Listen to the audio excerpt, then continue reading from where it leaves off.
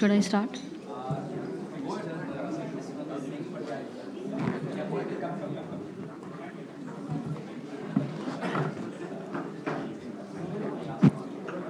Good afternoon, everyone. Welcome to TCS's Analyst Day 2025. I welcome you all on behalf of the entire TCS management. I also welcome everyone who has been listening to our webcast live from our website. As you are aware, we don't provide any specific revenue or earnings guidance, and anything said in today's session, which can be construed as a forward-looking statement, must be viewed in conjunction with the risk that the company faces. You can view some of those risks here. Please note that we will not be taking any Q&A during the speaker sessions. Kindly hold on to your questions for some time.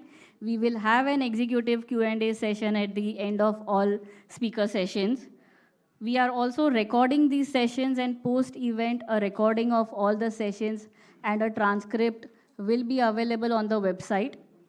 Without taking too much time, I would now like to invite our CEO and MD, Mr. K. Krithivasan. Over to you, Krithi.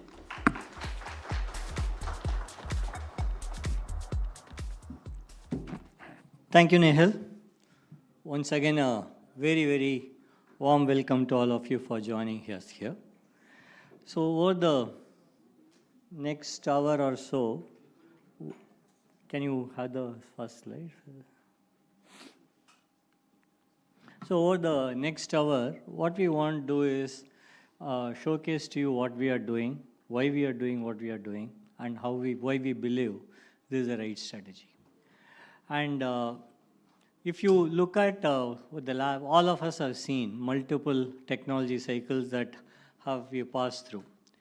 And important aspect of each of these technology cycles in the past has been every time a new technology cycle comes in, it actually puts technology right and center of the business. And every business ends up spending more on technology because the value that they're getting from technology keeps going higher and higher.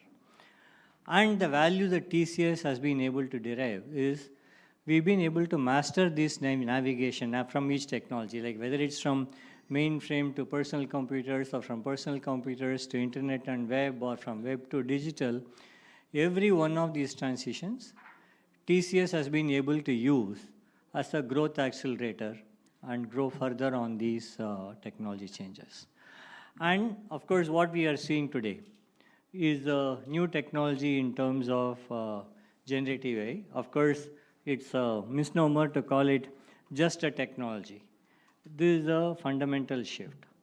Okay, it's very different from the previous changes, the technology disruptions we had, because of the scale with which it is going to impact, and the speed with which it's going to impact, and the benefits that we can deliver from it.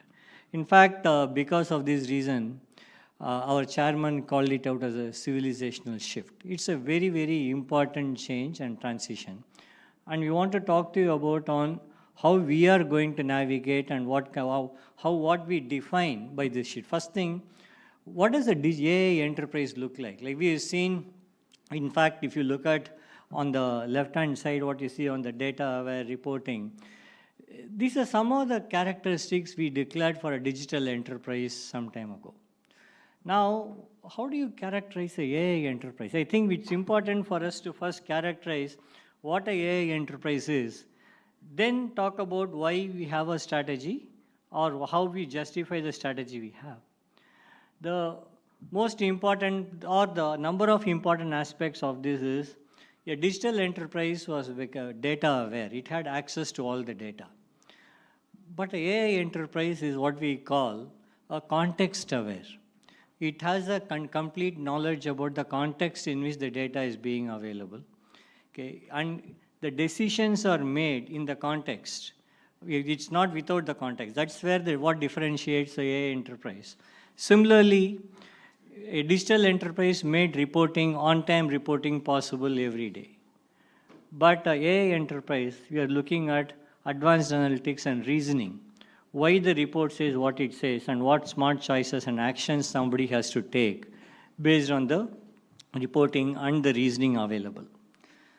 Third, in the digital enterprise, we talked so much about automation. In fact, if you looked at our layers, you would say data layer, enterprise layer, experience layer. The focus was on straight-through processing. How do you automate stuff end to end? But in an AI enterprise, the focus is going to be on autonomy.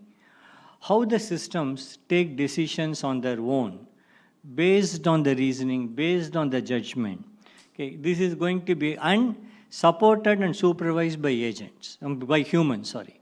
So that's the nature of AI enterprise.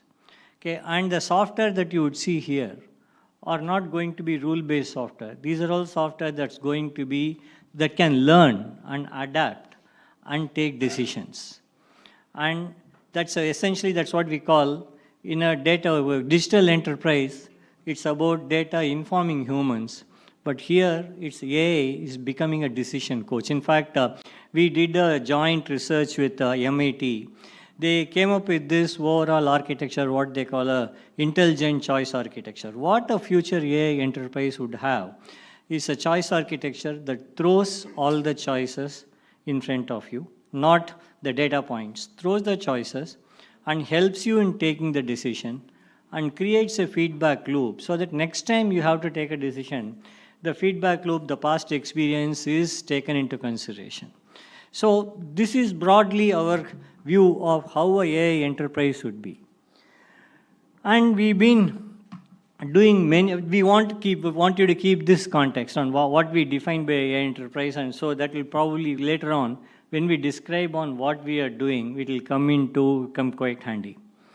We've been doing many projects, like since 2023, when the ChatGPT moment happened. Okay, we've been working with our customers, helping them do POCs, exploring, experimentation. So many things have been happening. By now, we have done more than 5,500 projects. And if you ask us, like all of you are in one of those immersion sessions, some of the basic engagements we get into would be, how do I help the customers accelerate AI adoption? They ask us to come and see how we can help them change their culture, adapt AI at scale. But the interesting nature of the projects are also on how do we help them anchor AI to their strategy and business value. Because AI is a lever that has to be embedded into a strategy, and otherwise it will not deliver value to you. Second, we are helping our customers make those technology choices in the context of their business strategy.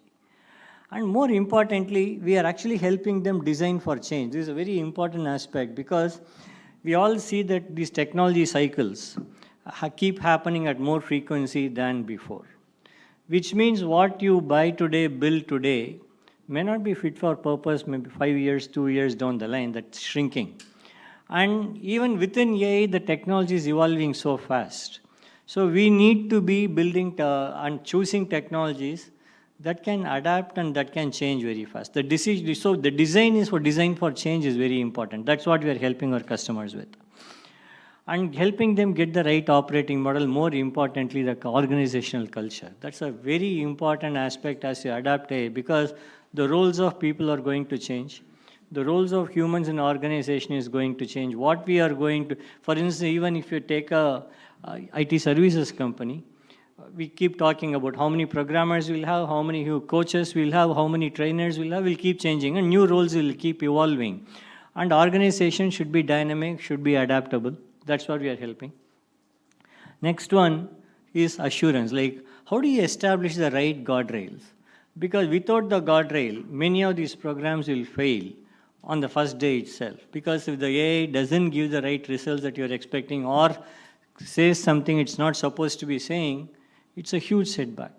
That assurance, being ethical and being responsible, is very important. And last is ROI certainty.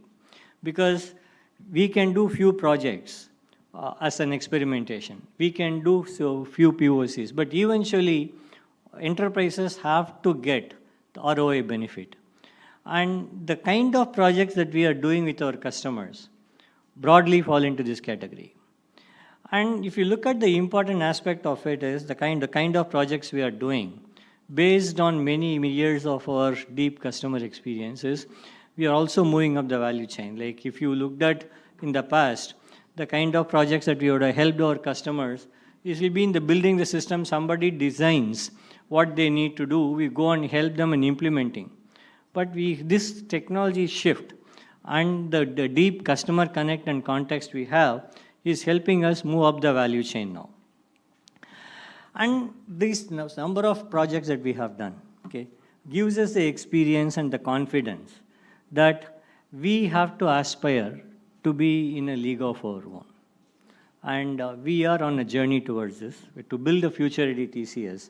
And the future-ready TCS is built on a vision that we have put forward. This vision is a vision to be a world's largest AI-led tech services company.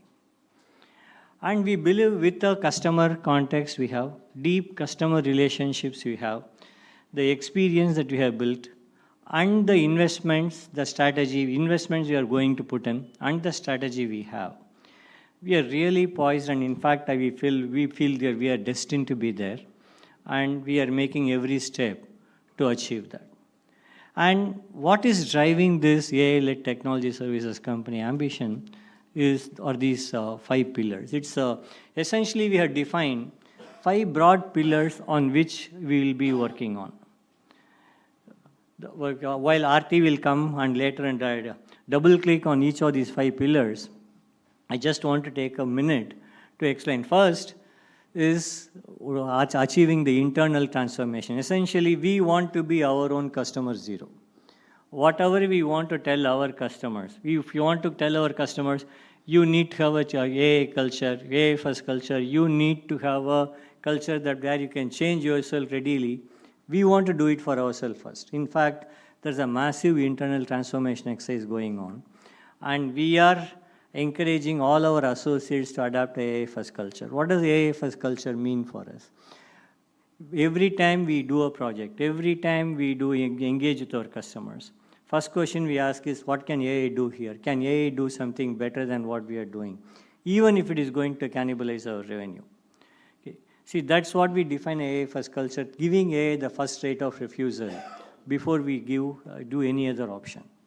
Okay. And of course, we are building our own AI solutions. We are scaling with AI. And I will let Aarti come and talk about each of these. Like we are redefining each of the services. We have a new leader that takes care of AI and service integration. We are redefining every one of the services and in a structured way. And we are re-looking at our talent model. Okay, how do we train our people? What are we training our people in? What should be the structure of the team? How does project get delivered? We are re-looking at every piece of this talent puzzle. And fourth is, while all of us know it can deliver productivity in software engineering, but we believe the best value through AI will come in when there is a business change. We are able to deliver business change, or we are able to introduce new products, new services, give better customer experience. So we are reimagining the customer's value chain. For example, for one of the customers, we reimagine their claims process, by which we did not throw away the human beings working there. For instance, the call center agent was continuing to work, but the call center agent was able to focus on being empathetic to the customer while having a discussion at the same time collecting the data and able to close the claim in a very short period of time. So, number of such examples where you reimagine the customer's business value chain. We believe this is where the maximum value release will happen. And our customers are very keen on working with us because of the deep contextual and domain knowledge that TCS has.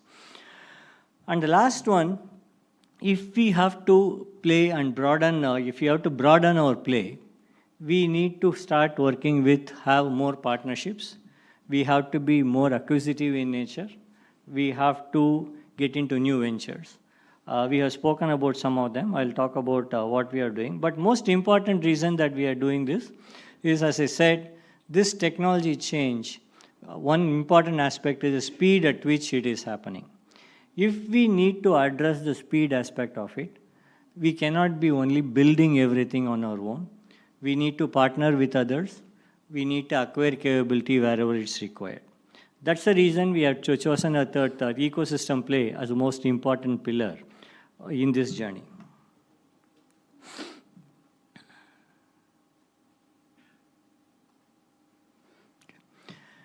So, if you look at where is the money being spent in this overall AI transition?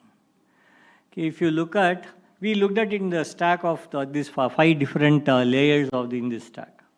Money is being spent in building new infrastructure, developing new hardware. And customers are leveraging models, building models, or fine-tuning models, creating SLMs.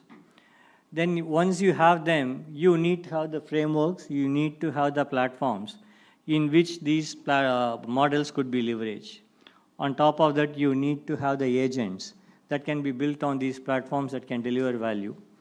And last is, how do you show this intelligence in action? The intelligence in action is shown as a physical AI. I know you will probably be seeing a quadruped today where we've been able to integrate physical AI and the AI and physical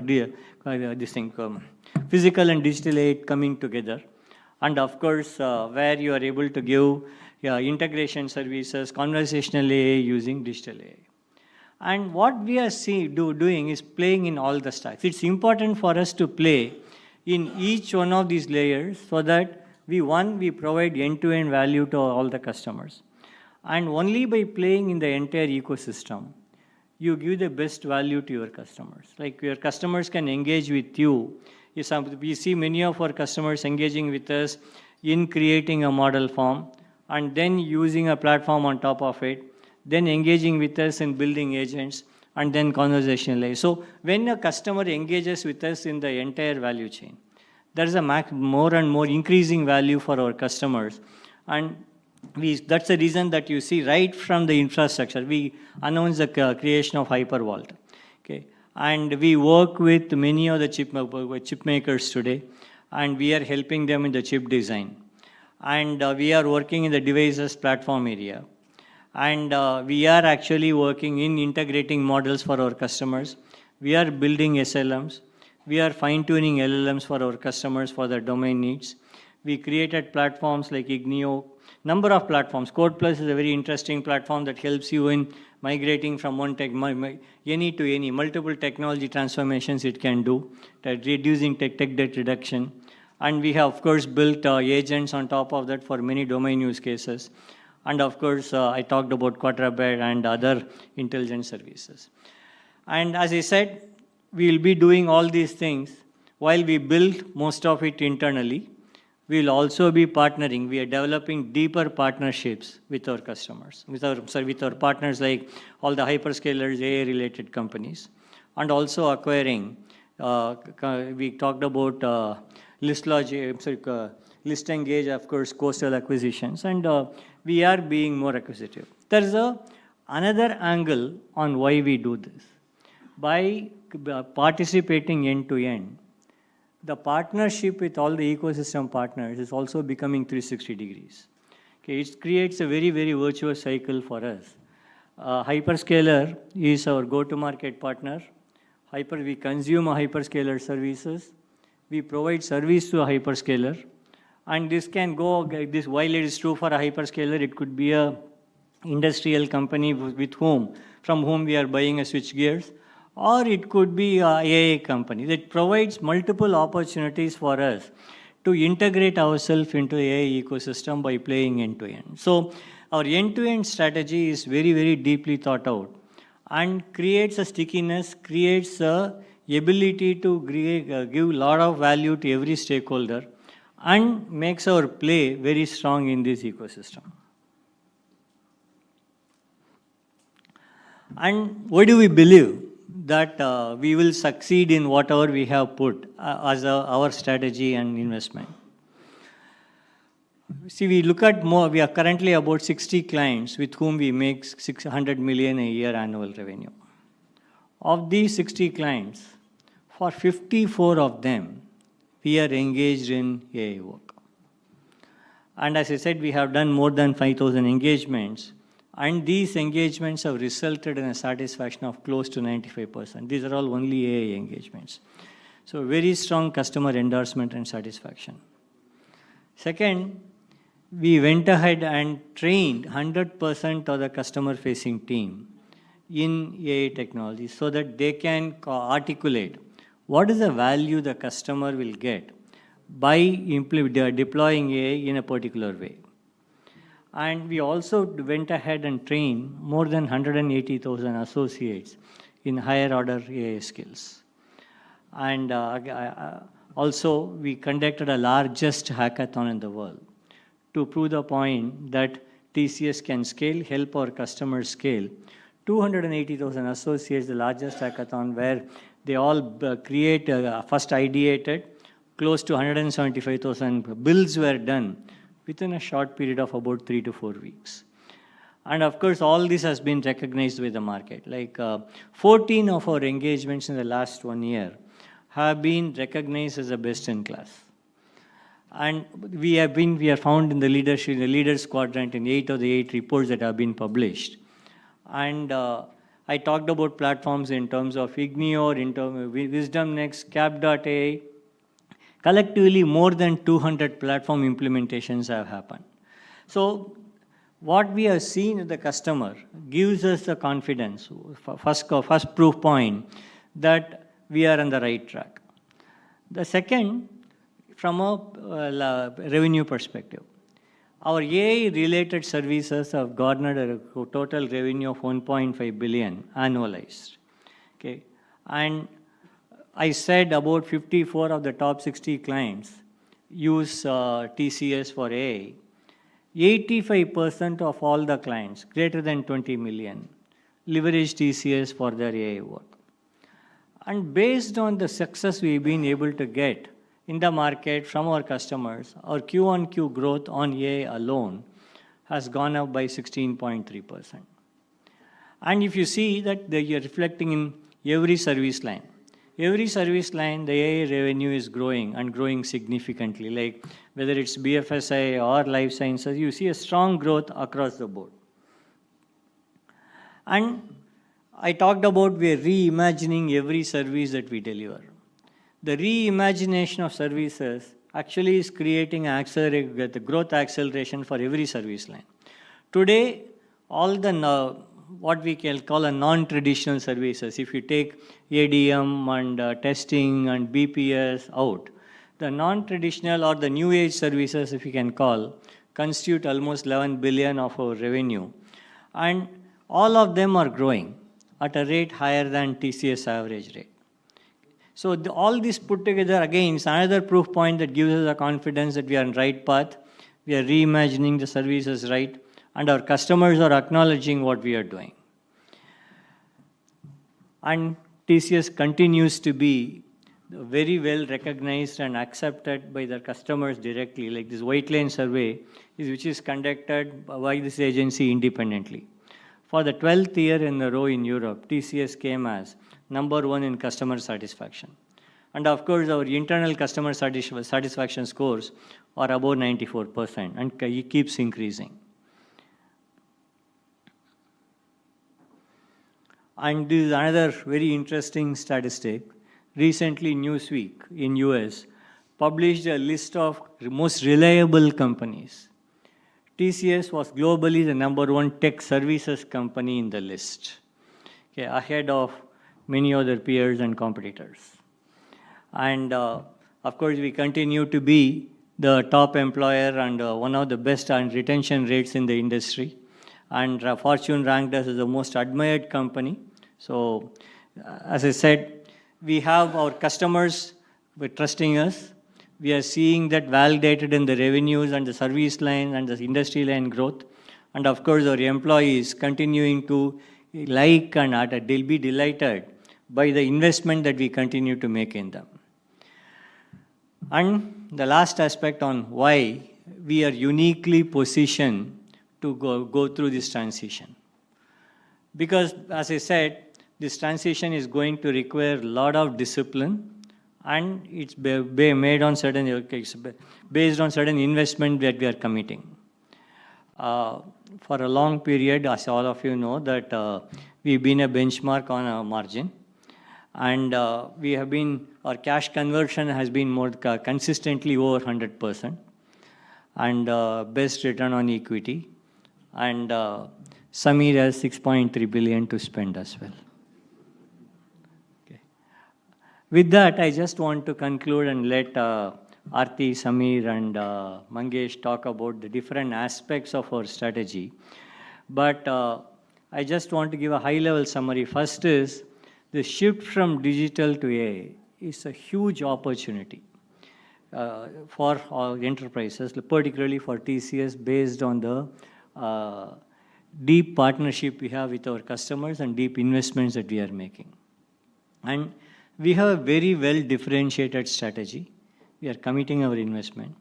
And that strategy, which is based on these 5 pillars, is, we believe, well validated by many of our customers.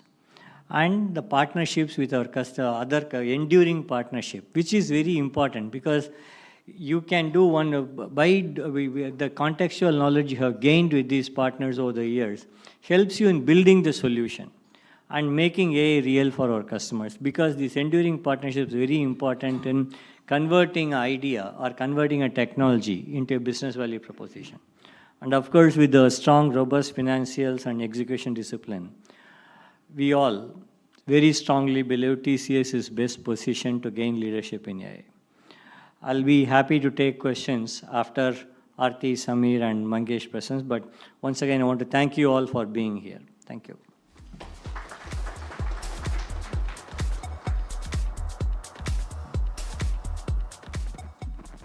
Thank you, Kriti, for that very insightful keynote. Next on the agenda, I would like to invite our COO and Executive Director, Aarti Subramaniam. Over to you, Aarti. Thank you, Nehal. Thank you, Kriti, for setting out our aspiration and the 5 pillars that are driving our transformation in the company. So, as part of my session today, I'll cover the 5 pillars that are driving our transformation. And I'll start with the first pillar. As Kriti said, the first pillar is about TCS's own internal transformation. And we have codenamed this transformation TCS to the power of AI. So as part of this transformation, what we are looking at is, how do we make every TCSer, senior, junior, in every role, an AI practitioner? How do we create AI mindset, AI first mindset, as Kriti alluded to earlier, in every employee in the company? So that's the focus of our this internal transformation initiative. And to achieve this, what we have done is we have made some big investments. We have been working on this, as Kriti said, since the ChatGPT moment. We have been making AI available to select employees. But in the last 6 to 8 months, today, we have what I believe is one of the largest AI infrastructure available for employees. 600,000 TCSers have access to AI at their fingertips. What this includes is access to all the models, access to all the coding assistants and other tools, and also access to all the hyperscaler AI tooling which is available, with which we actually build solutions to for our customers. So these tools are available in a safe, secure, and on-demand fashion to all the 600,000 employees. Now that we have made this infrastructure available to all the employees, the next question was, how do we get all these employees engaged and use this infrastructure, put it to use to the maximum extent? So we ran what we call the world's largest TCS to the power AI hackathon. It is the largest because we had more than 280,000 associates engage during the hackathon. We ran it in 2 phases: ideate with AI for 4 weeks, and build with AI for another 4 weeks from August to September. What this generated was these 280,000 employees created more than 500,000 submissions, about 330,000 ideas, and about 170,000 plus builds. So in the 4 weeks, people actually took the idea, brought it to life, built a solution, and all this is available on a platform which is powering the TCS to the Power AI Hackathon. It was also most inclusive because, like I said, we want to make every TCSer a AI practitioner. So all of us, including the senior leaders in the room, HR, finance, every function participated. And obviously, all the engineers and the development community was very much part of it. But we wanted to make sure that senior, junior, people in, finance functions who wouldn't have ever coded in their lives really got hands-on with AI, and it became the most inclusive hackathon from that point of view.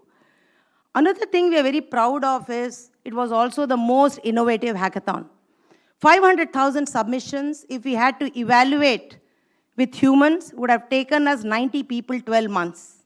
We put AI to the task. We built a model which evaluated these entries. And we completed 500,000 submissions were evaluated in 3 weeks. And we had a big recognition event where our best employees who really did outstanding contributions and generated great ideas for our customers and for internal consumption were recognized and felicitated by our CEO. Now, hackathon is something we did a large one in August, September, but this is something which is continuing on a regular basis. Different themes, different functions, keep running these hackathons, and this is an ongoing activity. But what we also did is, we said we want to really bring people together, because a lot of times you could be sitting at your desk and ideating and building, but we also wanted to bring teamwork into the hackathon. So we launched something called TCS AI Fridays. This is where our AI infrastructure, and we have created AI Friday labs. This is a physical infrastructure in every delivery center. And we have brought the best AI mentors in that location all together to run what we call as AI Fridays, which is basically what it does is it helps our teams solve problems, come up with ideas, but most importantly, discover the power of this technology and also discover their own capabilities by building solutions. So what we do is, this is on every Friday, there is a 4 to 6 hour AI Friday gamified hackathon which is run, and it's competitive, and people start ideating from Monday through Thursday, then come together as teams, self-organized teams, and they build and they present to a jury, and on the spot they are awarded for their creativity and innovation. And what this is doing is the teams actually include not just the AI native talent, we actually bring together senior people, 20 years, 30 years, 15 years experience, some of them who are still hands-on, some of them who are not hands-on, but also with the AI native engineers, some of whom you met when you went through the immersion today. We bring them together, and what this is doing is really blurring and bridging the gap between seniors and juniors and expert and novice. And that's what we are trying to do internally. This is something that started, it's a movement which will continue because the technology is changing every day. The second part of TCS to the Power AI is building AI-first solutions, which is making TCS the best showcase of AI internally for the industry and also in front of our customers. We are driving this across 2 areas. One, in IT, TCS own internal IT. How do we disrupt how we develop software? How we disrupt how we run our service desk, how we run our IT operations, whether it's infrastructure operations or application operations. So we have put together a very ambitious goal to disrupt how we use AI in our IT. 97% of our developers and engineers have access to coding assistants, and we are well on our way to drive productivity improvements. There are portfolios, we are already seeing 20-30% improvements, and also we are looking beyond coding and looking at how we can disrupt the entire software engineering, testing, again, high levels of productivity, generating Figma designs, UX with AI. These are areas where higher level of productivity is already being seen, and we are creating our own showcase. We are also learning from the work that we do for our customers. The second aspect is, how do we put AI to use for our own business functions, our business users? Whether it's HR, how do we disrupt learning, how do we disrupt hiring, whether it's for finance, procurement, every function in TCS, we are looking at how do we disrupt with AI. Jana took over as our Chief Information Officer from July, and he's driving the entire internal transformation within TCS. Let me show you an example of how we are creating disruption within from a learning point of view. So as all of you know, TCS, for the, not just now, over the decades, right? If you look at last 20, 30 years, we have always invested in learning for our employees. And over the last many years, we have put together a very strong learning infrastructure. So it provides on-demand learning, anytime, anywhere, any device. Top-notch content is available to our employees. Clear pathways are available for taking your capability to the next level. But we didn't want to stop at that.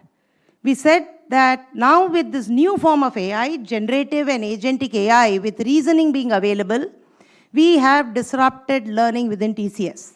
What we have built is a N=1 personalized coach. It's a learning coach which is available to every TCSer.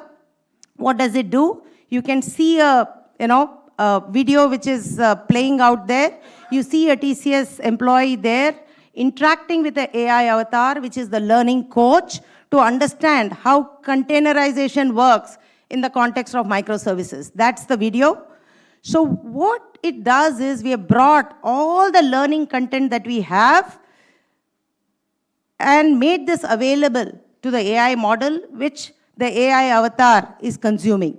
So in some ways, the AI avatar is an all-in-one SME. It understands all domains, it understands all technologies, and can also coach our associates on soft skills.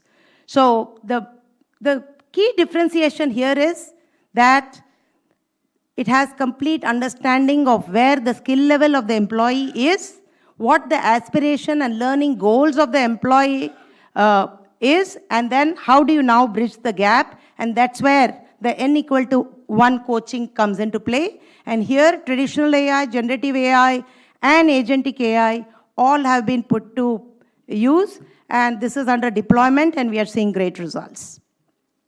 Let me now move on to the next pillar, which is a very important pillar. If you look at AI today, right, it is a hugely promising and powerful technology. It's disrupting every industry. But what is important is it has a huge opportunity and it's creating a disruption in our own industry. So we are looking within and saying, how do we use AI to disrupt every service that we deliver to our customer? So this is where we have now appointed Amit Kapoor, who's here, as the AI and Service Transformation Officer. We are looking at all service lines and saying, how do we disrupt every service line for the new world of autonomy? All services, if you really look at, not just in the last few years, but over decades, automation has always been central to how we deliver services. But with this AI, we are shifting from autonomous to autonomy. And that's where we are looking at how do we need to look at the human plus AI autonomy model. So just to give you a very quick view, right? When you look at our services, so, just you look at it, whether it's infrastructure services, application services, all the services around business, right? Across all these service lines, there is a huge opportunity for us to disrupt how we deliver each of these services to our customers. And to do this at scale, at TCS scale, and also do it consistently, we said, okay, how do we do it at scale? How do we deploy the autonomy at scale? So the first thing that came to mind when you think about autonomy is ADAS. All of us are familiar with autonomous cars. So we drew inspiration from the autonomous cars, where all of us are familiar with the 5 levels of autonomy. So we have level 3 and level 4 cars internationally. We have level 2 cars here in India. So we said that why don't we create our own TCS services autonomy model, which is inspired by the autonomy that we see in vehicles. And this is the model that we have created. It's a 5-level services autonomy framework, which we are consistently deploying across every service line. What you see here is the framework. This has been instantiated for every service, whether it's development, whether it's testing, whether it's production support, whether it's a SAP implementation, Salesforce implementation, or a ServiceNow implementation, or an autonomous GBS. For each service line, we have instantiated this framework. What this does is it gives us a blueprint to think, consistently deploy. More importantly, it becomes an assessment framework when we engage with our customer. How do we go and find what is the current maturity of the customer on this model, on any service line? This is becoming a cookbook for us to go and tell a customer, use this framework to say that you are at level 3 or you are at level 1. This is how we can take you to level 2. On development, coding assistance usage, you are at level 2. We can take you to level 3, and this is what it takes. So let me give you an example of how we have put it to use in the application development software engineering context. So as you can see, just like cars, a level 5 car is not on the street. So even here, the level 5 and the level 4 capability, the technology capability, may not be available. But we have created a blueprint of what the art of possible is. And for level 1 and 2 and 3, where the technology is available and those levels of autonomy can be put to execution in our own internal context and customer context, that's exactly what we are working on. The first one, as you can see in a development context, is coding using a general purpose LLM, lower accuracy, lower context. You move to the level 2, it generates better productivity because you're using the purpose-built coding assistance, whether it's a Windsurf, whether it's a GHCP, or any of those any of those tools.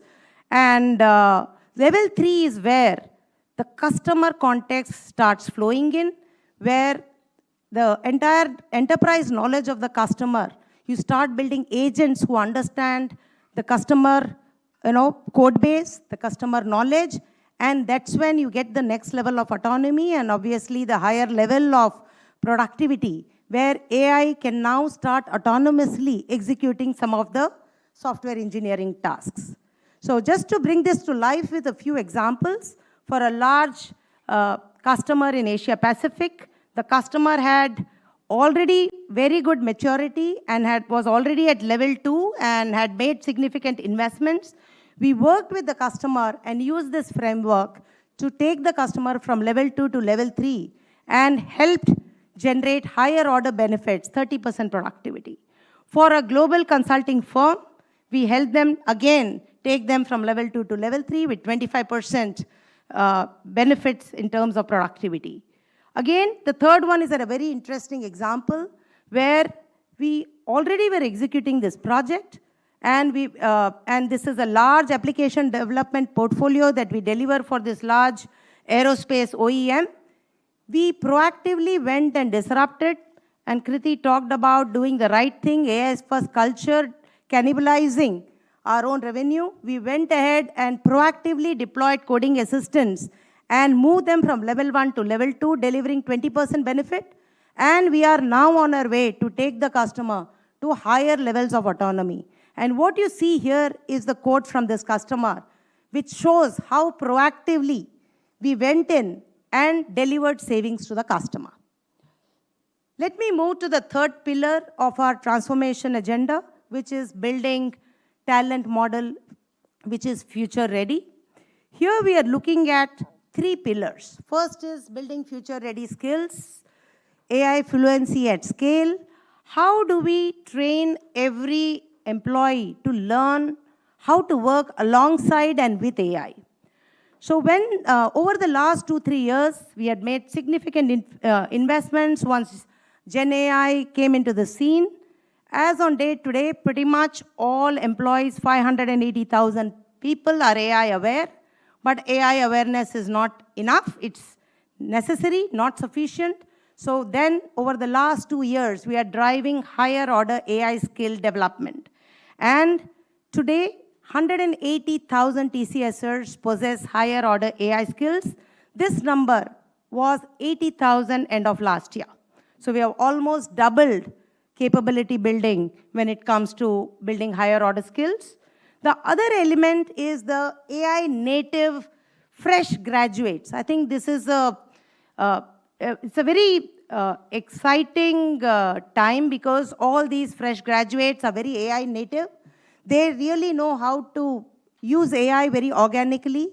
And what we have done is our intake of trainees, fresh trainees from universities, we have actually doubled on that. And what we are finding, and you met with some of these trainees today, these people really know how to treat AI as a teammate. And that's a big learning that we have. And that's where the seniors and the juniors coming together, the fusion that I talked about, is really helping create that AI first culture. The second element of our transformation on the talent model is the role transformation. Here, I was talking to some of you before we started today. Every role in the company is changing because of AI. So every customer conversation is an AI conversation today. So how do we drive AI-centric customer conversations, whether it's from sales to advisory or solution to delivery? Every role in the company has to become AI first, AI centric. So we have a program called AI Dojo, which we have launched to all our sales, solution, advisory, and delivery teams. And this has been done at scale. This is the starting point, and this is something that we need to continuously engage and keep further honing the skills. And another important thing here is that AI is also introducing new roles. We have rapid build engineers, rapid build leads. So we are also looking at new roles that are becoming very relevant for the future. The third pillar is future ready hiring. Here we are looking at securing top talent. So over the last year, we have doubled down on advisory and consulting talent across the big bets. And I'll talk about big bets in a little bit. These are areas like cybersecurity, enterprise solutions, cloud, all these areas. We are hiring a lot more advisory and consulting talent and positioning them closer to customers. And our experienced hires, if you look at today, more than 50% of our experienced hires are coming with next-gen skill sets. So that's the talent transformation that we are driving, and we are well on our way to make TCS ready for the talent transformation which is required for our AI future. The fourth pillar, extremely important one, is making AI real for our customers. So I talked about how we are driving our own transformation with AI as part of the first pillar. I think it's a very similar transformation that we need to drive for our customers. Most importantly, helping them deliver value with AI deployment across their industry-specific needs, across cross-industry needs that they have, common needs, whether it's HR, procurement, finance, customer service, and most importantly, helping them scale with AI. And when you look at AI adoption in our customer base, if I look back the last 3 years, 2023 was a year of experimentation. Gen AI was just available. People wanted to know what the promise and the power of the technology is. But in 24, we started to see a lot more, scaled, I would say still experimentation and some, projects going live. But 2025 has been different. And I think that generative AI, along with agentic AI, with the reasoning models coming into play in early 2025, is really creating the tailwind for us to deliver solutions which have reasoning, and that's what leads to, creating solutions that have more intelligence baked in, and building solutions which can take better decisions. So let me talk through how we are working with enterprises to make AI real and taking AI close to customers. So if you really look at, when I reflect on our conversations with customers, there are dual priorities, and these are not sequential, they are parallel. First one is customers want to get ready for AI, and the second one is customers want to lead with AI. If you really look back, the digital transformation started sometime early 2010, with cloud, mobile, right, and enterprise systems transformation and cyber and everything else.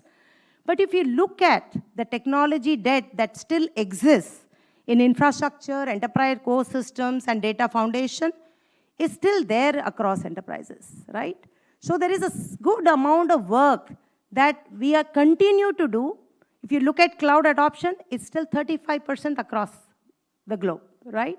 So it's significant work across cloud, data, S/4HANA transformation, Salesforce, ServiceNow, right? Each of these enterprise solution implementations, there are many transformational opportunities that we are engaged with our customers on. Cybersecurity, again, top area of focus across. So I think a lot of our service lines, what Kriti referred to as our next-gen services, are focused and really driving that customer transformation to get them AI ready. On top of this, what we are working on is really helping our customers lead with AI. How do we work with our customers to help them realize value and help them shift from use cases, pilots, experiments, to real projects which deliver ROI at scale? And that's what we are working on. And how are we doing this?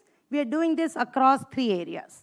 First, we engage with our customers to help them innovate with AI, build with AI, and scale with AI. And here, it's all about how do you create value chain impact.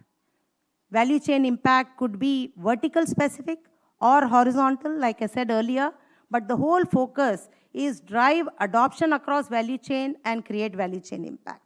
Let me talk about this, each one of these. Today morning in the immersion session, you experienced what innovate with AI really means. So many of our customers, what we are doing is when they are visiting us here at our offshore delivery centers, when we meet customers at their premises, or we host customers at our AI experience zones, spaceports, or even when we are responding to a RFP, we are really bringing rapid builds and integrating in every customer interaction. So what we do is we engage customers and help them identify what are the challenges that are worth solving and how you can solve it differently with AI. And completely shifting the narrative from presentations to really build an experience. And this is something that we are doing across the board, and this is really resonating extremely well, because what it does is it is helping customers understand how they can use AI in their context. The second one is where you shift from ideas to execution. And we have created this rapid build methodology, which is all about taking a problem and solving the problem, saying that, okay, this is the metric you want to move the needle on, come outcome backward, solve the problem with AI. In a short period, in anywhere from 8 to 16 weeks. This is what we called a rapid build approach. And what it typically entails is bringing together a rapid build squad, which has AI native trainees and our people with contextual knowledge from our customer accounts, and that's a great combination. And the contextual knowledge and the AI skills together is what is the secret sauce for really doing that build. And one thing important to understand is while you can do the rapid build in a day or two, what takes time is really integrating these solutions with the data and the systems within our customer.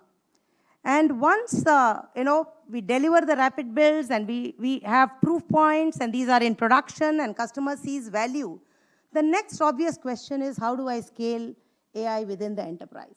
And this is where you will hear from one of our customers later today. How do we really work with our customers to put the AI architecture, the technology selection, putting the AI platforms so that you can really build at scale and go live at scale. And here what we have done is our own investment. We have some of the platforms that Kriti talked about are the AI platforms that we have built and we are taking to our customers. But on top of those platforms, we are creating TCS own industry-specific agent marketplaces. So there are, we are taking different vertical domains.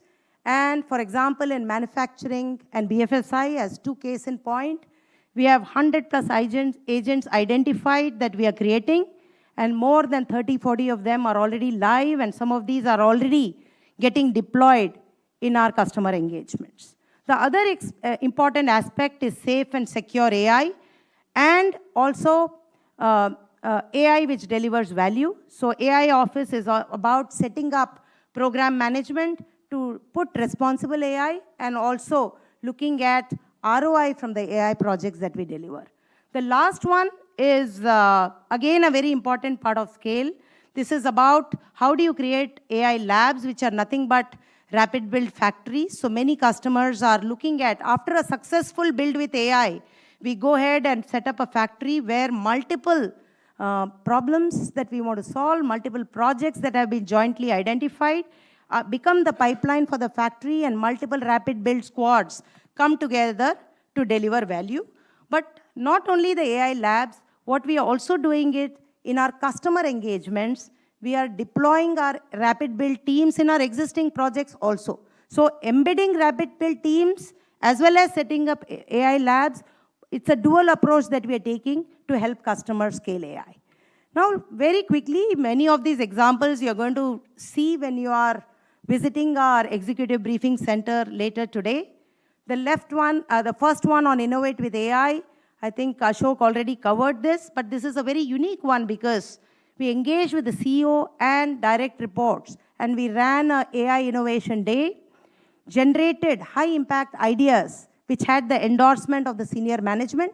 This resulted in a subsequent AI Innovation Day, which ran for 2 days with 200 people from the customer service organization, and 8 high-impact ideas have been put into motion. The second example I would like to share is with Build with AI.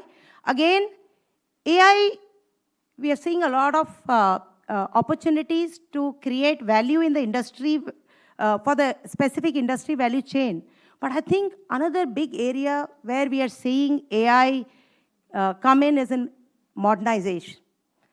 Gen AI has this unique capability to really understand the old and generate the new.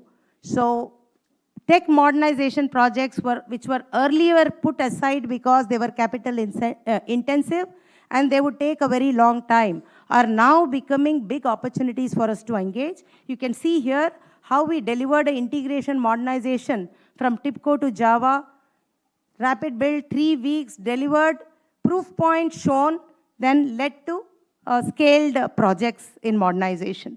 The other example is a electronics OEM example where we have built a site inspection to expedite the construction. And this is a great example of physical AI, which our teams will talk about. The first MVP that we were able to put in production was done in 8 weeks. The last one on scale in AI, the UK High Street Bank, this is a customer who's going to be talking to all of you today. So I'll not cover that, but this is a great example of how we have partnered with this customer to scale AI across their enterprise. And the last one is again an interesting example of scaling AI in AI for modernization, where we are working with a payments tech provider for mainframe modernization. This is huge amount of work. 50 million lines of code in mainframe being modernized to completely new, microservices stack. And this is a great example of human and AI coming together, and TCS knowledge of really, contextual knowledge of mainframes, contextual knowledge of the modern tech stack, and bringing it all together. The last pillar is the AI ecosystem play. I will cover the partnerships, and then Mangesh will come in later and talk about M&A and how we are, setting up new ventures. Partnerships, as Kriti said, integral part of the business that we operate in, and we are doubling down on partnerships. And let me explain what I mean by that. So we're looking at partnerships across 4 areas. Enterprise partnerships and domain partnerships. These are long-standing partnerships we have had for decades. But what is new here is all these partners are infusing AI in their products. So now when we are solutioning or upgrading, we need to leverage the AI features, functionality, which are now coming out of the box. So we are working with these partners to expand the center of excellence to really build AI competencies in these products. So that's what we are focused on the first 2 pillars. We are also expanding our partnership ecosystem to cover deep tech partnerships. So you can see whether it's Anthropic, OpenAI, NVIDIA, Mistral, all these are new partnerships that we have set up and working closely with them to really build competencies. The 4th pillar is also an important element, which is AI native partnerships. There are many AI-first solutions which are available, which can be plugged into the overall solutioning that we do for customers. So this is again an area where we are investing in building partnerships. In summary, I think, when you look at these partnerships, I think partnerships are pivotal to us working with our customers. So we are doubling down, building the required competencies for the future with our partners in terms of capabilities, certifications, and everything else. And we are also looking at how we can really innovate with these partners. And I would like to leave you with 2 examples. So if you look at NVIDIA, and I'll give you an example of how our manufacturing teams have worked with NVIDIA, and we have built 12 industry solutions. And these are all innovative solutions which we are already taking it to market with our customers. And in our meetings with NVIDIA, what we have heard is TCS is a gold standard in manufacturing NVIDIA solution development. We have built platforms. So I think really pioneering work done by our manufacturing teams. The other example is if you take Google, even before their new launch this year on Google, Gemini Enterprise, we started work with them ahead of time on their A2A, agent-to-agent protocol. And TCS teams have done really pioneering work with Google, which we started quite early. And we continue to partner with these companies, and this is a very essential part of the solution and the integration work that we do for our customers. So with this, I'll wrap it up, and I'll hand it back to Nehal. Thank you, Nehal.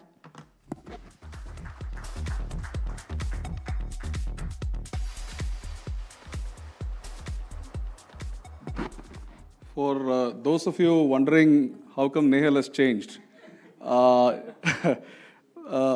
name is Balaji, and I work with Kriti in the CEO's office. We have a very special session today. You heard our CEO talk about building multi-decadal partnerships with our customers and the deep trust that they have with TCS. You also heard about how we make AI real for our clients from Aarti in detail. We have a special guest today joining us from London, Mr. Ranil Boteju. He is the Chief AI Officer for Lloyds Bank. Lloyds Bank, all of you would know, is a premier bank globally, especially in the UK, and has been a pioneer in terms of embracing technologies well ahead of its time. TCS has a very strong partnership with them.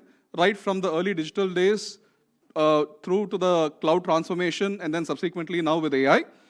I would request a live feed from London, please. Hi, Ranil. Hey, hi, how are you? Can you hear me okay? Yeah, we can hear you okay, and we have our senior management and our guests here in front of you. I would like to do a quick introduction, Ranil, if that's okay with you, and then hand it over to you. No Thank you. worries. Ranil has over 25 years of global experience. He spearheads the bank's data and AI strategy, overseeing cloud data platforms, machine learning products, ethical AI frameworks, and data literacy initiatives. Prior to joining Lloyds, Ranil held significant senior positions at major institutions such as HSBC, Standard Chartered, Vodafone, and the Commonwealth Bank of Australia. Additionally, Ranil contributes to the UK's Information Commissioner's Office as a non-executive director, where he plays a crucial role in data privacy and transparency governance. Ranil's leadership is pivotal to Lloyd's transformation into a data-driven organization with a strong emphasis on operational efficiency, customer experience, and responsible innovation. Without much ado, Ranil, the floor is yours.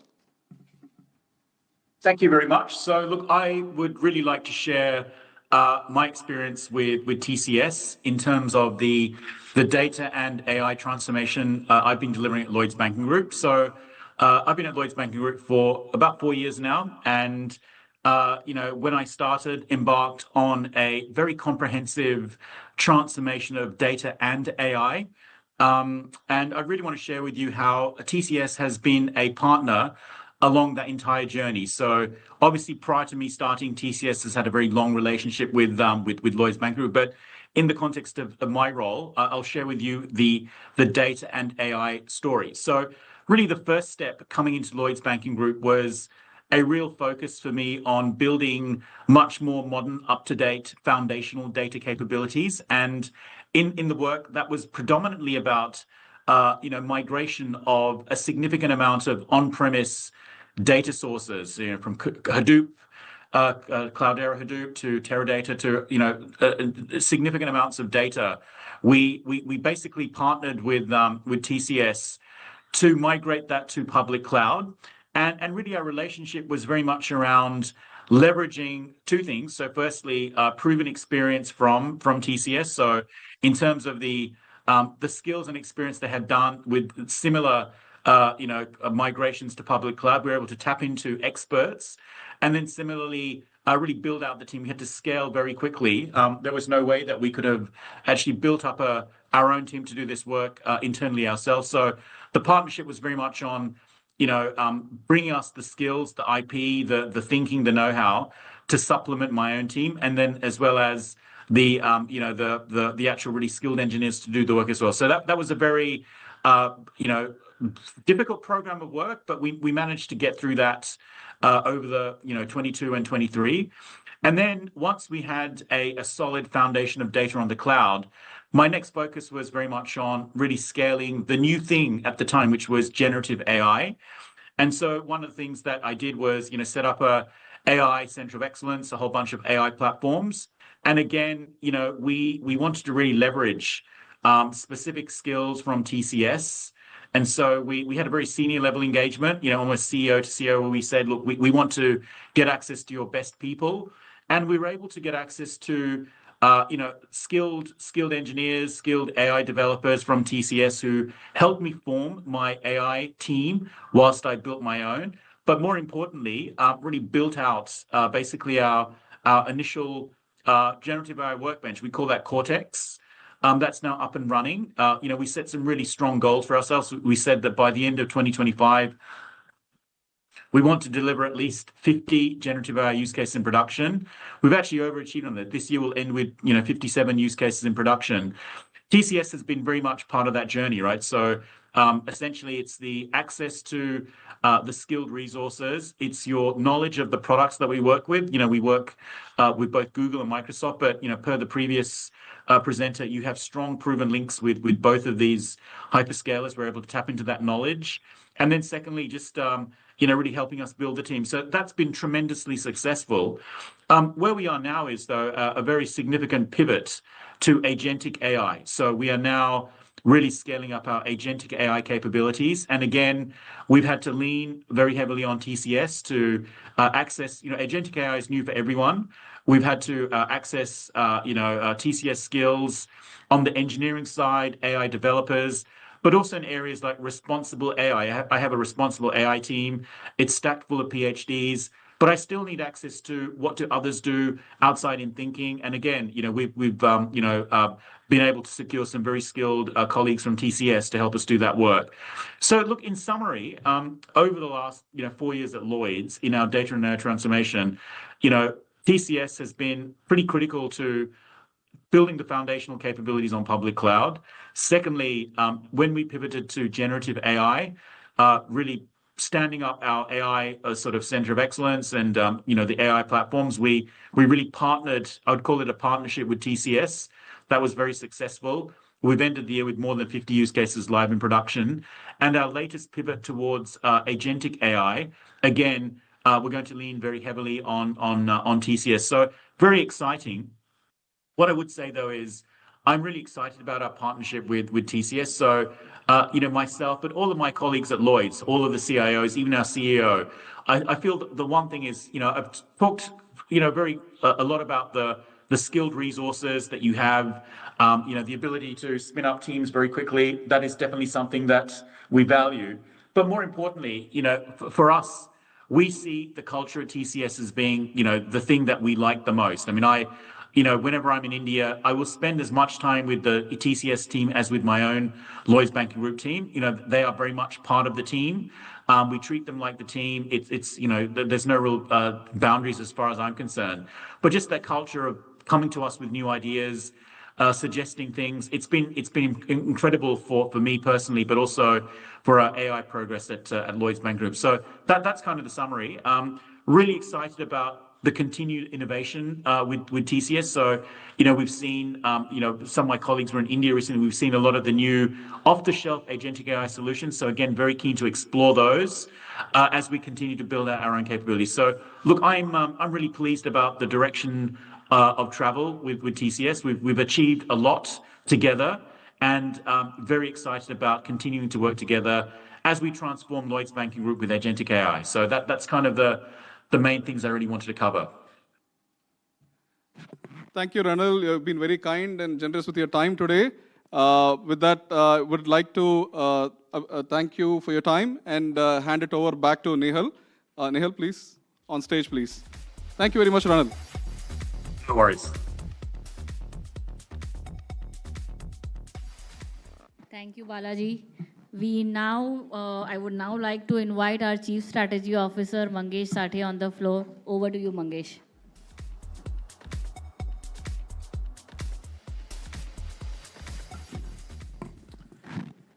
Yeah, good afternoon, everyone.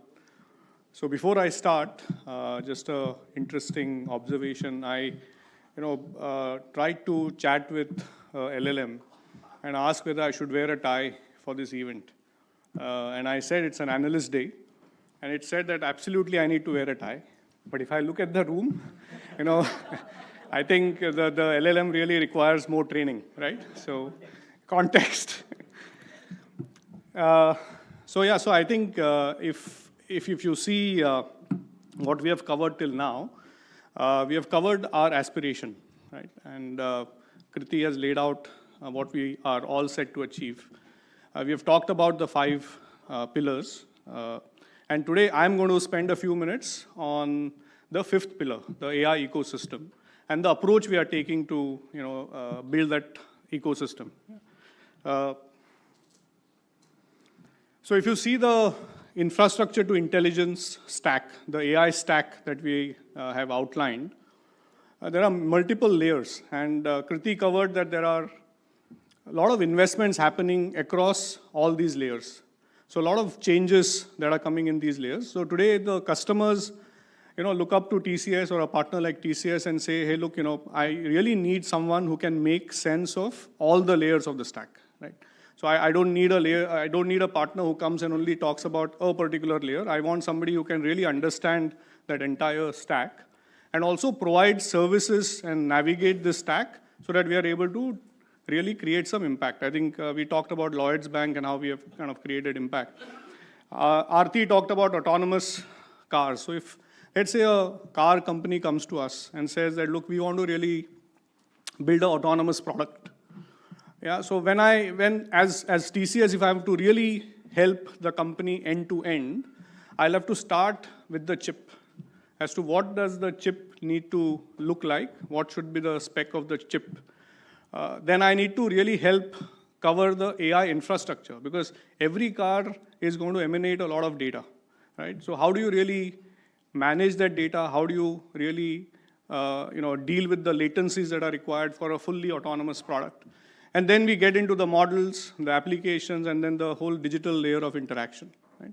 So as a company, if I have to really add value to this particular case, my ability to really understand this fully is very, very critical.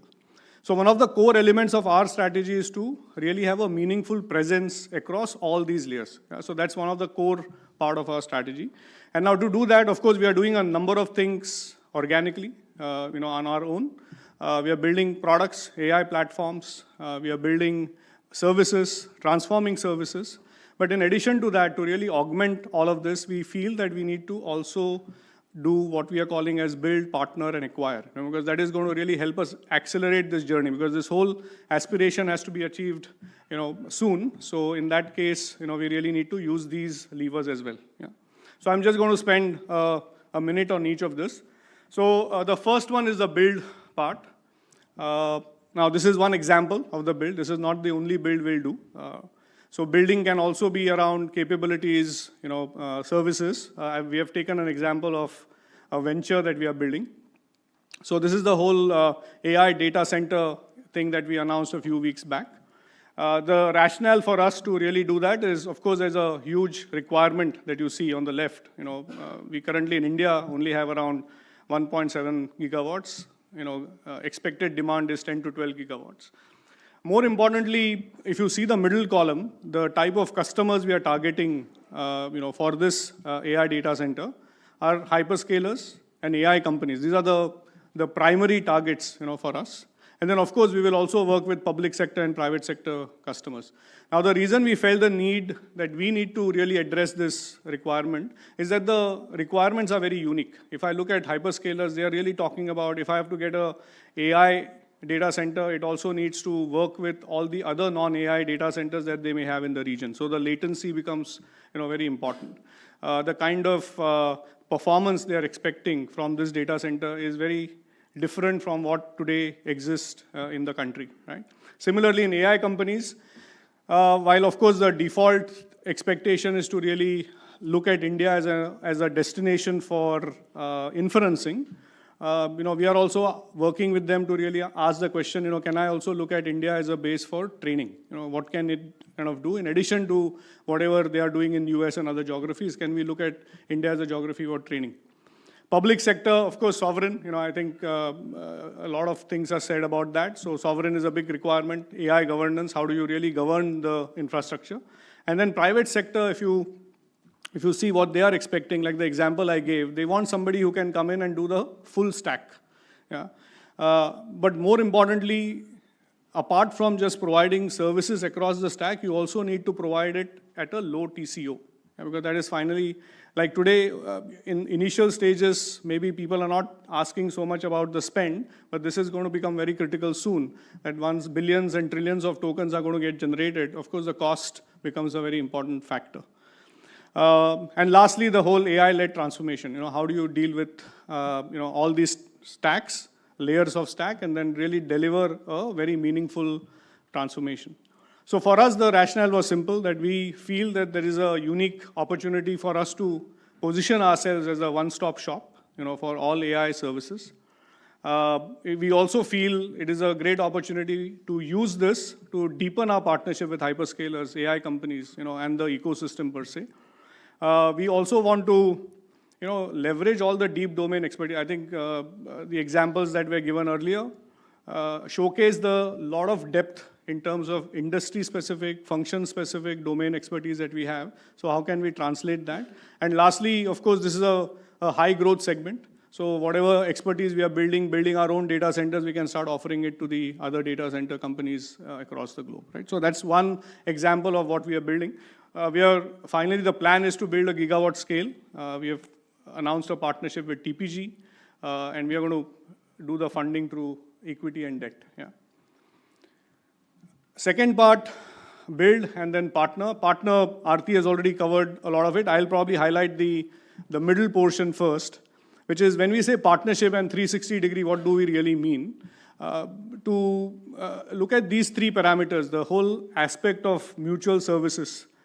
I offer some services to the partner, we take some services from the partner. So that's one element that really creates a very tight relationship between the two entities. But more importantly then also, how do we work together in driving growth? And this is, okay, you can start with the regular go-to-market kind of initiatives, but here we are also, with some of the logos that we have put here, we are also working with them to define unique initiatives where we can penetrate a certain industry segment or a certain use case or a certain function. How do we really take that to the market in a very unique fashion? And lastly, the innovation and the co-development that we can do with these partners. So a lot of examples, so NVIDIA, Aarti spoke about. Similarly with Google, now we are defining, how can we build industry-specific workflows. So a number of things that we are doing with each of these partners, which can help us become a more tighter coupling with the partner, as well as take something unique to the market. Yeah. Lastly, on the acquisition part, the core focus of M&A is centered around capabilities. We really want to ask the question strategically as to what capabilities can I build, what capabilities do I need to acquire, and in some cases, build and acquire to kind of do it together. So some of the examples we have put is, like for example, in the big bet area, there are certain areas we want to acquire capabilities, but across the service lines, advisory is a big area that we want to build and, in a way, acquire capabilities for. Similarly, if I look at deep domain or service line capabilities, all the big bet areas that were talked about, I think those become focus areas for us. Those are the growth areas for us in the future. And then market access, whichever markets, because as you start seeing the overall technology market, you will have to now start going geography by geography, within a geography, maybe sector by sector, to really ask the question, where is the penetration opportunities and how do I really now go after that aggressively? So one case in point here is the recent 2 acquisitions we have announced in the Salesforce space, which is ListEngage and Coastal. So the reason we did these back to back and kind of did it together, one, it helps us really bolster capabilities across advisory, implementation, and managed services. So it helps me complete the entire capability set. So advisory services, it gives me multi-cloud, all the modules within Salesforce, get covered. It helps me deepen my partnership with Salesforce because the companies that we have acquired have partner advisory board positions, are summit partners, so they have very deep connect with the Salesforce ecosystem. So it helps me deepen my partnership with Salesforce.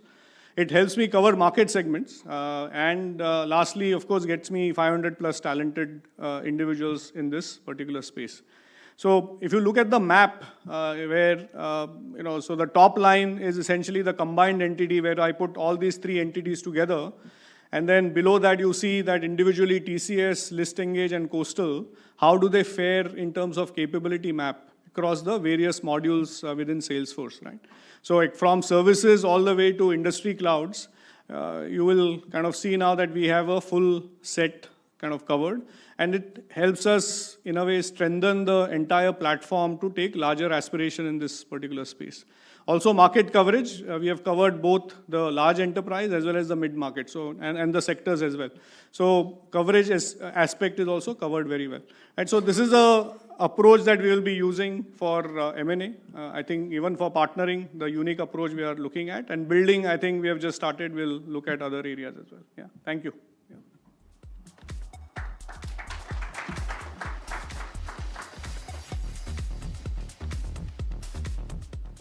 Thank you very much, Mangesh. I would now like to invite our Chief Financial Officer, Samir Saxena. Samir, the floor is all yours. Thank you, Nehal, and good evening, everyone. So, I think through the day, through the immersion sessions which we had, when we heard Kriti, Aarti, and Mangesh speak, and probably from the demos also which we are going to see at EBC, you could relate to it that we are doubling down on our aspiration to become the world's largest AI-led tech services company. And towards that, we are focusing on two key things. One is execution rigor, that is delivering real customer outcomes, and talent transformation, which will ensure we stay ahead of the curve. And we have called out our 5-pillar strategy that will, the 5-pillar framework, which will help us tap this opportunity. And as you can see, we are, basis the news flows in the past couple of months, we are shifting gears quite rapidly in this fast-paced era. Sorry. So if you look at the tech cycles, they have been compressing. Kriti also alluded to it in his opening keynote. And in that context, gaining an early mover advantage is something which is important, and a competitive advantage. And unlike in the past, when competitive advantage was only through acquiring capabilities, in the current day and age, it is also dependent on how fast you are able to take those capabilities to the customers and how rapidly and efficiently you are able to scale them. Our investment approach, keeping that in mind, is towards balancing innovation speed with scalable, profitable growth. And that is what should position TCS as a market leader in the AI-driven services. I'm not going to cover the investments because Aarti and Mangesh covered a lot across on the investments part, but putting it on the framework, our overall strategy is built towards 3 growth engines in terms of build, acquire, and partner.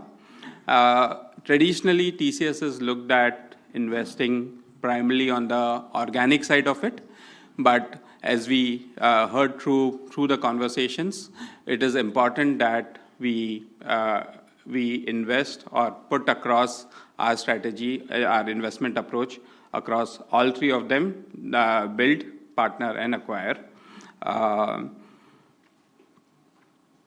If we look at build, which is basically driving innovation from within, we have been investing on talent, on the intellectual property, on infrastructure, and in terms of democratizing AI across across TCS.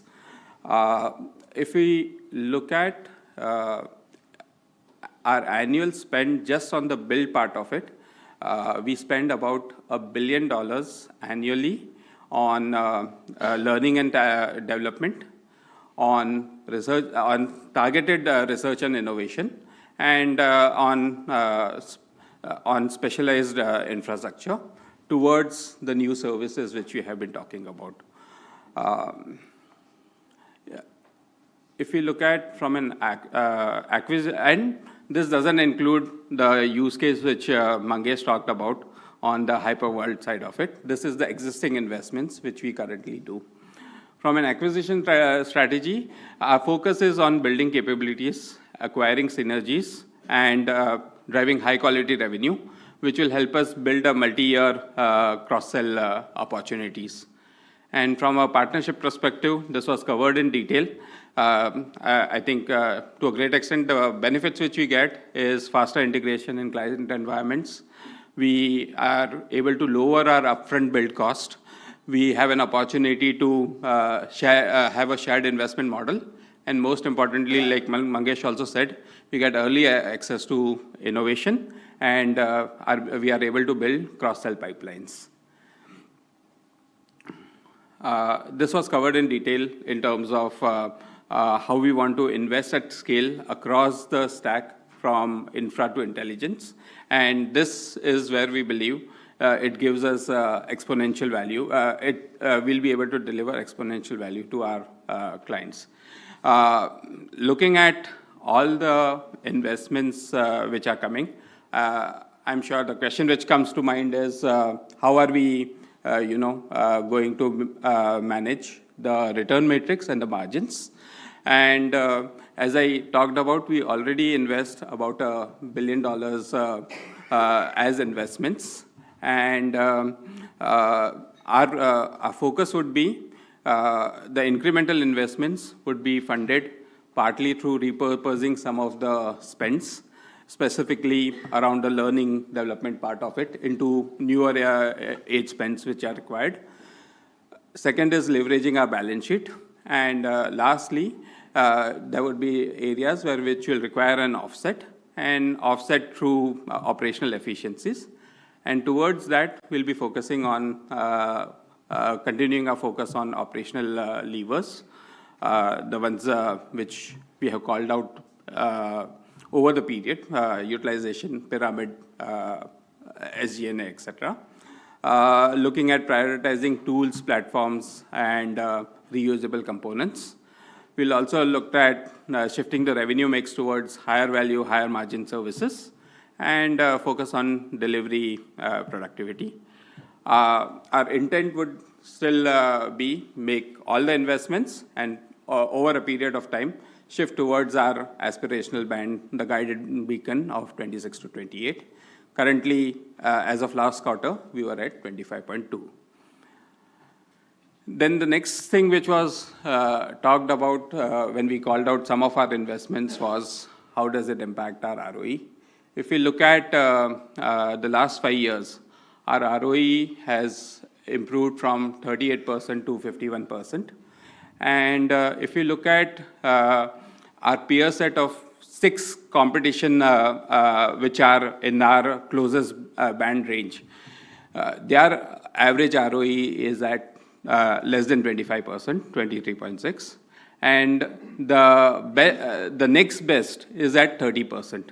So we are 2x the average of our peer set. And if you look at the DC business case also, the data center business case, the way we have been able to structure it, not just the debt part of it, but the variable return which the private equity partner which we have announced is going to get, ensures that we are able to participate and lock in higher returns for us. And that should give us better IRRs, as well as the impact of now with the data points which are available, the impact of the investments which we'll be making, which roughly would be about not more than $1 billion over a period of 7 years, annual investments being even less, will be on the TCS balance sheet will be very marginal. And we are confident we'll be able to maintain industry-leading return matrix. Lastly comes to in terms of what happens on the capital allocation piece. If you look at the data point, last 5 years, we have been returning in the 80 to 100% range in terms of capital allocation. And if our stated policy has been, these have been uploaded on the website, so it's all available. But our stated policy is that we'll be returning substantial free cash flows back to our shareholders. And we'd going beyond, we'd look towards returning 80 to 100% of FCF post all investments. If you look at the last, since our listing, 21 years per se, if I take, the IPO was at 850 rupees. And if we take the dividends which have been given, just the dividends, in the last 21 years, totals up to about 5,600, just under 5,600 for one equity share which was invested, plus an opportunity to participate in the buybacks the 4 buybacks which we have done. And the capital appreciation itself, which has happened on the baseline, is about 30x. So TCS has been and will remain a long-term value compounder. Re-emphasizing the messages which Kriti had as his closing slide, but the key points being that while we are entering the AI decade, we are entering this decade or this positioning with a strategy which is clear, a team which is prepared, and a balance sheet that gives us optionality without volatility. And what plays to our advantage is what we call as the TCS advantage, which is in terms of our client trust, our delivery, our execution prowess, our talent, and our financial architecture. And with that, we should be able to deliver growth with profitability and ensure shareholder returns. That's it from me.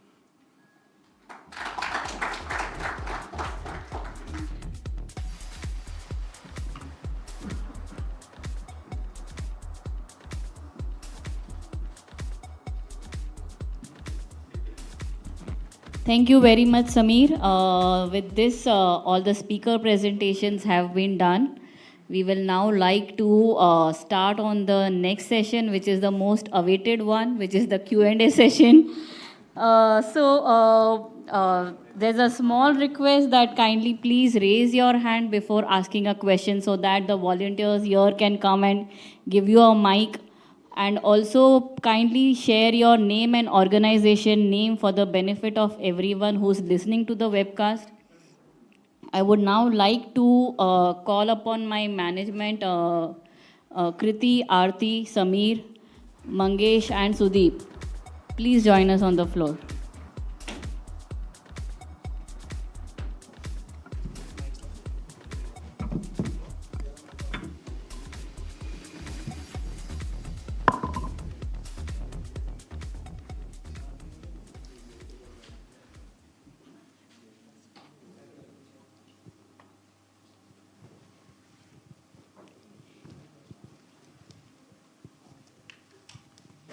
Yes, we can now start the Q&A session.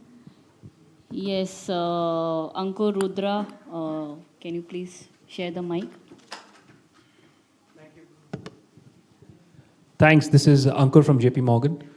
First question is, thank you first of all for the great presentation, and all day long has been excellent and a lot more data, so really learned a lot. Your vision statement of becoming the leading AI-led tech services firm, how should investors evaluate that over time? If you can just highlight which metrics, what drivers, what should we see to see the success over the next 3 to 5 years? So we defined those 5 pillars.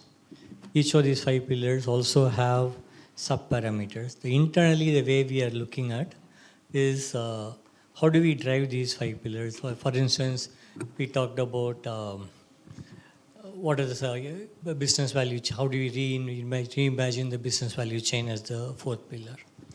We talked about how do we redefine our services through leveraging AI. So each of these have sub-pillars. The way internally we are going to be measuring is on how are we progressing on each of these individual metrics. See, obviously, overall metric could be on how would be the AI-driven revenue that comes to the organization. Thank you. Just a follow-up question is on margins. You did say that you want to maintain the 26 to 28% band. However, if you look at the last 7-8 years, it's been tough to sort of stay there. Given a lot of the investments you will be doing going forward, doesn't it make sense to maybe change the band to around where we are right now, giving you a lot more operational flexibility and be more competitive in the market?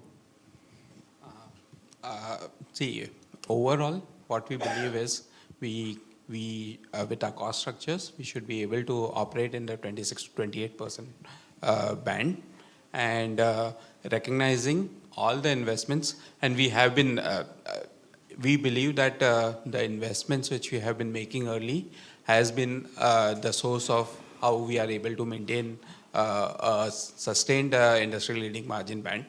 And we are taking the challenge that taking into account all the investments, we would want to shift towards 26 to 28. To the point in terms of the last couple of years, you would also see that there would be various points of times where we would have come closer to 26, and then we would have taken the investments. So it won't be that we will be stuck on not making investments at the cost of profitability. Growth with profitability will remain our mantra, and will not be shy of investments, but we will be driving towards the 26 to 28. Thank you. Just one last question. Ankur, in the benefit that others also get a chance, can we please limit the questions? We also need to give a chance to others also. Sure. We'll catch Extremely offline sorry. also. Yeah, we can take those questions offline also. Kawaljeet Saluja, Kotak. Hi, this is Kawaljeet Saluja from Kotak Institutional Equities. Thanks a lot for the presentation. I'll try and restrict my questions.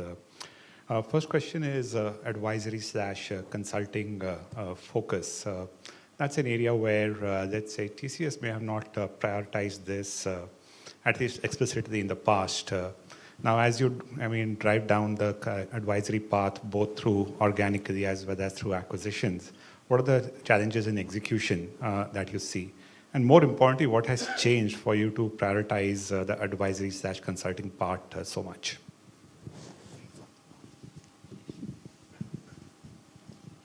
So if you see the overall tech and advisory space, I think most of the incumbent firms are also going or rather experiencing a lot of change, both in terms of what customer is expecting them to deliver, as well as the way they need to deliver it.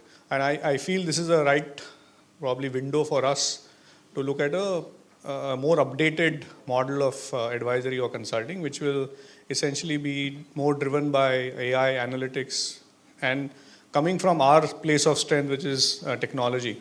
And given some of the stack conversations we have had, I don't think the success can be just about providing advisory. It is also about then going through all the other layers of the stack to actually help the customer deliver it. But we'll have to build that initial muscle of advisory as well, because that's where the impact or the conversations, get pegged at the right level for us to drive that, impact across the layers. Yeah. So we see that as an opportunity, right opportunity for us to consider building that capability.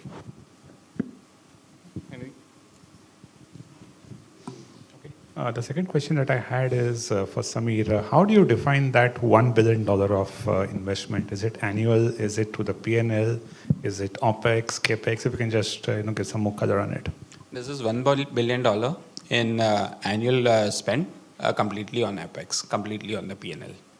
And the key components are on the learning and development part, learning and talent related, specific, industry specific or new services specific R&I, and specialized infrastructure. Got that. Nihal, can I sneak in one more? Or? No, we can take those questions offline. Nihal is very strict. Yes, anyone else? Yeah, we have a few people here. Can you please pass on the mic? Hi, thanks. This is Kumar Rakesh from BNP Paribas. My first question is around the new age services revenue, which you called out about $11 billion. That means there is still a large size of legacy revenue, which is there, almost 2/3 of it. How do you see managing that in the coming years? And more importantly, this new age services revenue of $11 billion, that also is growing at about mid-single digits. So the growth is not something which is phenomenally great in that piece as well. So in the new age services, growth is not significantly strong, and the legacy revenue most likely will keep on getting cannibalized as we expand into implementing AI across our service lines. So how are you going to manage your growth in the context of all this?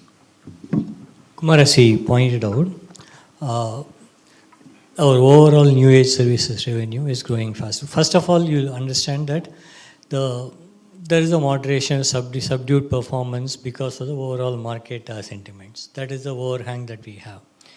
But within that, the new age services are growing faster than the traditional services. With the increased investment and a stronger strategy around our new partnerships, new investments, and in initiatives like data centers, and our new strategy. We believe that the new age services will grow faster to offset for any deceleration or drag in the traditional services. Got it. My second question, I'm going back to the question we had discussed earlier about how do you define as the world's largest AI-led services company? Any matrices, specific matrix, be it number of... Kumar, we'll try to publish. See, at this time, as we took it as a vision, we said these are all the 5 pillars we are going to work on. Like I was telling Ankur, then we looked at these sub-pillars that we are putting our energy and effort.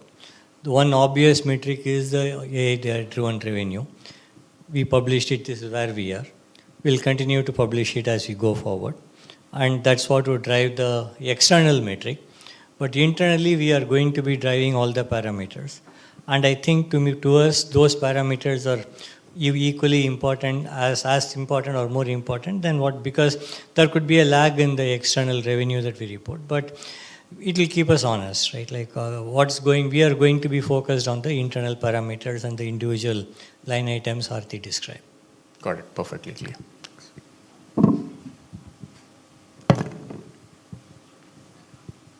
Yes. Should we take some questions from this side as well? Yes. Yeah, the lady.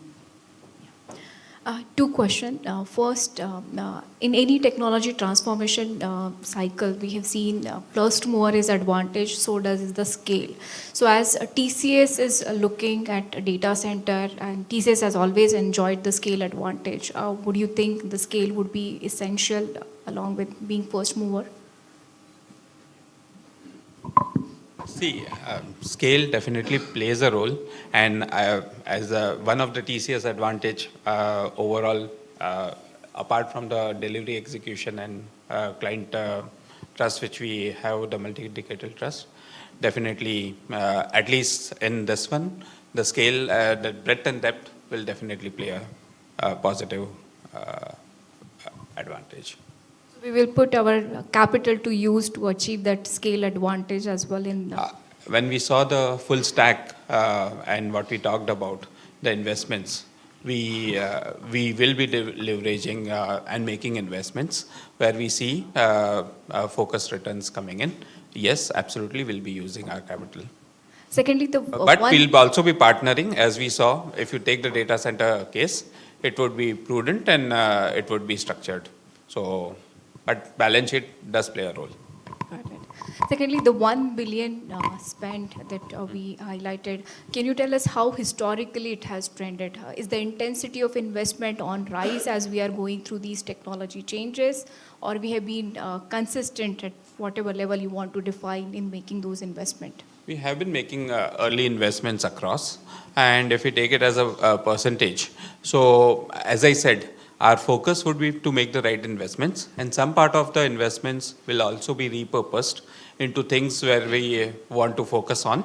And we would, if required, to the other question previously, we'll elevate our investment need also. Growth with profitability would be the mantra. It need not be that we will shrink our investments in the near term to let go long-term growth. Got it. Thank you. Yes, we will now take the question from Arup from Gartner. My second question first is to Aarti, and I'll let you think about it, which is how do you foresee your org structure to look like by 2030? Because you will have your agent as co-workers with your engineers. And my first question is perhaps to Samir or Mangesh, which is about your India IDC venture, which is going to be completely opposite to the asset-light DNA that TCS has maintained over the last 20, 25 years. How is it going to, are you not thinking about coming up with a special purpose vehicle to do it, or is it going to be done under TCS fold? But the key question over here is how do you, where is the synergy? That's what I'm getting at. Where is the synergy with TCS's overall services business in the global scheme of things? So one, there is a special workers vehicle, and the data center is overall planned towards a anchor customer. We'll be making the investments with locking in an anchor customer, and as I talked about the structured investment, we'll be using debt, leveraging the balance sheet, as well as we have announced an equity partner which is there. So, and there's a Hypervault is the subsidiary or the joint venture which is formed as a special purpose vehicle to address that. In terms of synergy, we benefit from both front-end synergies. As I said, the anchor customer typically would be a hyperscaler or a AI-led company. And it is not just about, it's the 360-degree relationship which you'll avoid, which we'll get from them. And also the backend synergies where we can leverage, because the data center is all about cooling power and connectivity. And as with the One Tata advantage, we can also look at, getting optimized value from them or any other players which would be available. Arup, your question on how the org structures would look like, in a world where humans and agents work alongside.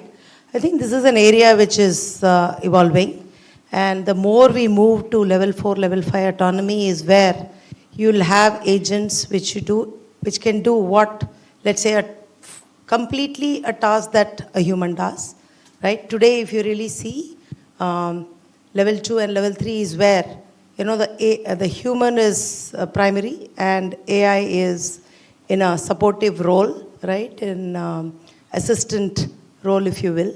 So this is something which is evolving, but where we are seeing this play out currently is more in the autonomous GBS, right? In business process, we're seeing that there are certain tasks in the business process value chain which are being completely done by agents. So we're looking at, so in BPS we have got this model where human plus AI is working together, and there are tasks which are autonomous. So how do you orchestrate work? So that's where we are building orchestration layer, where the orchestration layer really knows, right, what task is being done by the human plus what tasks are being done by the AI, so that oversight is coming in that layer. But early days. I think we have time only for one last question. The volunteers can choose. I don't want to be biased.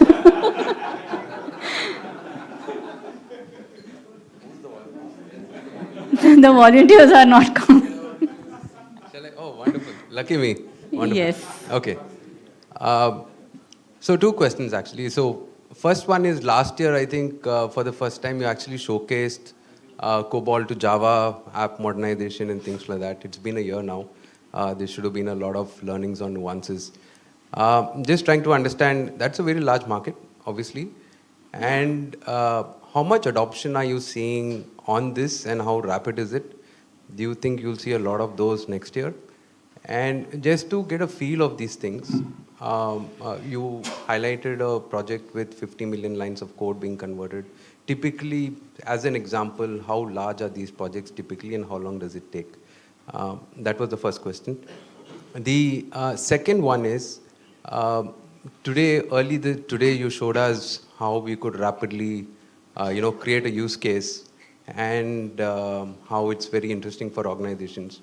Understand that very well, because CEOs would love that, because it creates momentum in the org in terms of GenAI creation. But what I'd like to understand is, there's a lot of talk around creation of an AI fabric or a foundation layer. What does that look like? My understanding is something, I'd like you to ratify whether it's right or wrong and what it means. My understanding is you have all the APIs, all the knowledge, all the context in a layer. And does it mean that if I'm able to create that use case, rapid prototype with just the front end, you can agentically sort of stitch together something if there is maturity on that fabric layer? If that is the case, then from a TCS perspective, where we have always been master systems integrators, what happens to business in general? And how long does this transition take?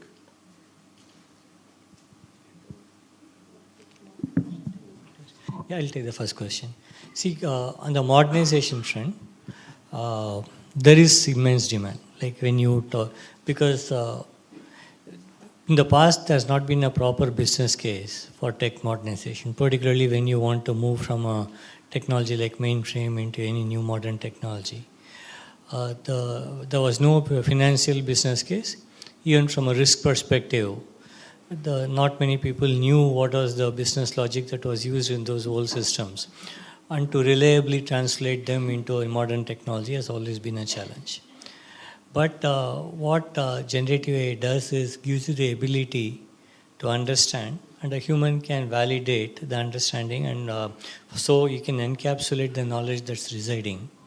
And it also provides a framework through which you can modernize to a new technology. Like the example that you talked about is progressing quite well. In fact, again, these are all very complex programs, so it's just not you turn on a switch that 50 million lines of code don't convert themselves into Java. It requires certain amount of human intervention, validation. But of course, that's one large example. What you see more and more common, or what Aarti calls rapid builds. Okay, we showed it as a Code Plus as a platform here, where we have the ability to move from X to Y, like for instance from Tableau to Microsoft platform, or it could be TIBCO to Java. There are multiple opportunities exist. And these are all much simpler because codes they're all recently written within the last 10, 12 years. And not very large or large or complex like what we talk about 50 million lines of code. So such programs where they're very time bound, outcome could be measured, results and value. Results can be achieved in a short, mostly we try to do it in a 3-month period. So those programs are quite often, I know how number, probably Aarti may have a number of programs we have done. We have done a very significant number of programs, and there's a real opportunity for that. I think, if I may just add, I think if you look at the TED Tech across the organization, it's in core systems, it's in integration, it's in data, it's in reporting, right? So across layers. So the Code Plus platform that Kriti talked about, and some of it you'll see when you go to our executive briefing center. So I think what it does is it actually accelerates X to Y migration, as I like to call it, across these layers. Like Kriti gave some examples. So I think what we are also seeing is same modernization programs that we did last year. This year we are able to do it with much more productivity, right? One is that technology capability has advanced, plus our own understanding of work with AI and what the human in the loop needs to do has also advanced. So I think in terms of projects, we are seeing the mainframe, the 50 million lines of code, those are all big projects. But I think there are a number of short cycle projects that we are seeing. And I would say today we are seeing a lot of that in BFSI. And other industry verticals are now starting to catch up. But I would say that I'm seeing a lot more in the BFSI space. Now coming to your second question, I'd like to sort of answer it more simply from a integrate SI perspective, the role that we play. I think I sort of briefly covered it. If you really look at it in any enterprise, while we can do the rapid builds, build the AI apps, agents, right, fairly quickly, where the work goes is in the plumbing, right? Connecting it back to the data, connecting it back to the systems, right? And more importantly, if you look at the layer, our eye to eye layer as we called it, right? Infrastructure to intelligence. Across each layer, there is significant amount of work to be done to integrate. And today, when we move from, the way we are building, doing apps today, we are connecting it to the model and to the data. But going forward, to Kriti's point on building learning systems, the more we start creating these learning systems, creating the decision infrastructure, right, is where there is a lot of work across all these layers of the eye-to-eye framework that we showed you. So, and when it comes to agents, right, not just the individual agent building, agent-to-agent interaction, agent interaction, which is the fabric layer that you alluded to. There is, while you can build many things quickly, but stitching things together, bringing the contextual knowledge of the customer is where we come in. Thank you, TCS management. I would also like to thank all the participants for their participation and engagement today. We hope these sessions have been very informative and useful for all of you. We would now like to close the recording session.